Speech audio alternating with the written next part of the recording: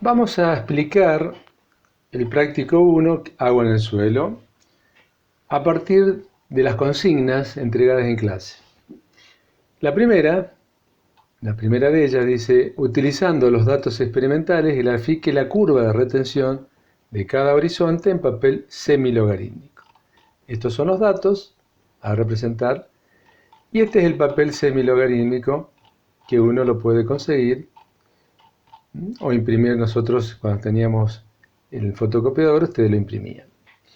La forma de utilizar un programa como el Excel es la siguiente. Dados los valores, como tenemos aquí, se representan en una gráfica.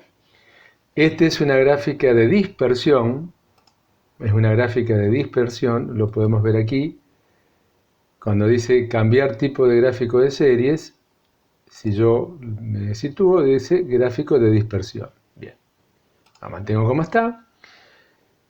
En el eje de las Y tengo el contenido hídrico, expresado en centímetros cúbicos sobre centímetros cúbicos, metros cúbicos sobre metros cúbicos. Y en el eje de las X tengo la tensión. La tensión sería el potencial con signo positivo, entonces nos evitamos, como el potencial mátrico es negativo, nos evitamos trabajar con ejes negativos.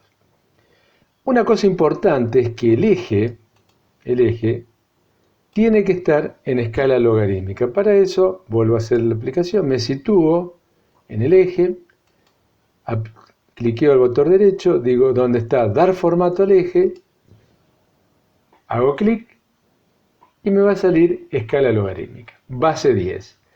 Si yo no tengo tildado escala logarítmica, fíjense cómo son los datos. La representación es totalmente distinta. Por lo tanto, tiene que estar tildado la escala logarítmica y aquí lo que se representa son dos líneas para cada horizonte. Ya vamos a volver a explicar qué representa estas dos líneas dadas por la escala semilogarítmica de la representación de la curva de retención. Ahora vamos al punto B. En el punto B, lo que se está solicitando es compare la porosidad total, la macroporosidad y microporosidad de los horizontes. ¿Cómo puede justificar las diferencias? Dice, para calcular la macroporosidad, considere el agua retenida a 60 centímetros de tensión. Ese valor de 60 estaría representando el contenido hídrico a capacidad de campo. En laboratorio, aquí se utiliza equivalente el concepto, a pesar que sabemos que el contenido hídrico a capacidad de campo debe obtenerse en campo, como el nombre lo indica. Esta es una simplificación, es un supuesto. Entonces, para responder este interrogante, tenemos que ir vamos a ver dos ejemplos de respuestas dadas por dos grupos distintos. Un grupo, el que está aquí, utilizó la ecuación de Van Genuchten. Esta ecuación considera cinco parámetros. Alfa, M, N, tita saturación y tita residual. Entonces fíjense que este grupo reemplazó los valores de esos cinco parámetros en la ecuación. Tita residual es 0, tita saturación para el horizonte A es 0.471 y los parámetros M y N. Entonces, colocando aquí, podemos verlo, hacemos un zoom, entonces vemos tita 60 sería la tensión para encontrar el valor de contenido hídrico a capacidad de campo, pero medido en laboratorio. 0,425. Y en el horizonte P, la misma tensión, 0,499. Así que ya tenemos los dos valores de contenido hídrico a capacidad de campo. Luego, lo que se hace es restar la porosidad total, que es equivalente a tita saturación. La porosidad total es equivalente a tita saturación. Como tenemos los datos, tita sobre saturación lo tenemos, le restamos el valor de contenido hídrico a capacidad de campo, 0,425 y 0,499, y nos da finalmente el valor de macroporosidad, 0,047, 0,015. Las diferencias que existen son que el horizonte B es más arcilloso y tiene mayor porosidad total. Aquí lo vemos, mayor porosidad total. Y a su vez, el horizonte A tiene mayor macroporosidad que el horizonte B. El horizonte B es más arcilloso, tiene menos macroporos y más microporos. Esa es se ve que tiene más microporos y menos macroporos, a pesar que tiene mayor porosidad total. Vamos a ver ahora otra forma de obtenerla que hizo otro grupo, también válida, y es utilizando directamente los valores que tenemos con la curva, los datos de contenido hídrico con 60 centímetros. Es decir, 0,429 y 0,489 surgen de tita 60, 0,429 y 0,489. Es decir, que podemos obtenerlo de ambas formas, con la ecuación o directamente de los datos. El punto tita 60, así se conoce, siempre es un dato que brindan los laboratorios que hacen curva de retención porque es un dato muy útil. La curva también es apropiada, da algo distinto, da algo diferente. En vez de 0,429 para el horizonte A, daría 0,425, muy semejante, y en lugar de 0,489, con la ecuación da 0,514. Aquí está un poquito más elevada esta situación. Entonces, en la síntesis, si tenemos los datos de laboratorio, los usamos directamente, y en caso de no tenerlo, podemos usar la ecuación. Esa sería un poco la respuesta para el caso de la consigna B. Bien, resuelta la consigna B, pide calcular los contenidos de capacidad de campo que ya se hicieron e interpretar los resultados. Bien, la interpretación está un poco en consonancia con lo que hemos dicho recién. Ya fueron obtenidos los datos de capacidad de campo. Aquí está lo que hizo el grupo 1 y este es otro grupo. Tenemos mayor contenido a capacidad de campo que en el horizonte B que en el horizonte A, y también mayor PMP. Entonces, eso después va a repercutir en el punto D de la consigna, que es la lámina de agua útil en los primeros 60 centímetros del suelo y el fácilmente utilizable, considerando que el espesor de A es 25 centímetros y el de B 35. Entonces, el cálculo que hacemos es, por ejemplo, una planilla de cálculo, es el siguiente. Tenemos los dos valores, capacidad de campo, PMP, y lámina de agua útil no es ni más ni menos que la diferencia entre capacidad de campo menos PMP multiplicado por el espesor en milímetros, 63,5 y 68,6. Y la AFU sería la lámina de agua fácilmente utilizable con un procedimiento conocido como estático, donde se le asigna un valor de agotamiento fijo, 50%, por ejemplo, es decir, que la lámina de agua útil se divide por 2. Esto es lo que han respondido ambos grupos. Directamente, aquí le faltarían las unidades, está expresada en centímetros aquí, si no estaría en milímetros. 31,7 y 31,8. El otro grupo también lo presento así. 31,25 milímetros, 33,6 milímetros. ¿Cuál es la conclusión o cuál es el análisis que se hace? Que el horizonte BT tiene mayor capacidad de campo, pero también mayor punto de marchitez permanente. Y aún teniendo diferencias de espesor, uno tiene 25 y el otro 35, el agua fácilmente disponible son semejantes. Esa sería un poco, en resumen, todo lo que tiene que ver con agua en el suelo. Bueno, ahora una explicación que se da en clases, no está puesta aquí, que es importante hacer, tiene que ver con el cálculo de los potenciales. Vamos a explicar lo siguiente. Vamos a un caso hipotético donde tenemos un punto A ubicado sobre la superficie del suelo. Aquí vemos una línea negra que sería representando la superficie del suelo.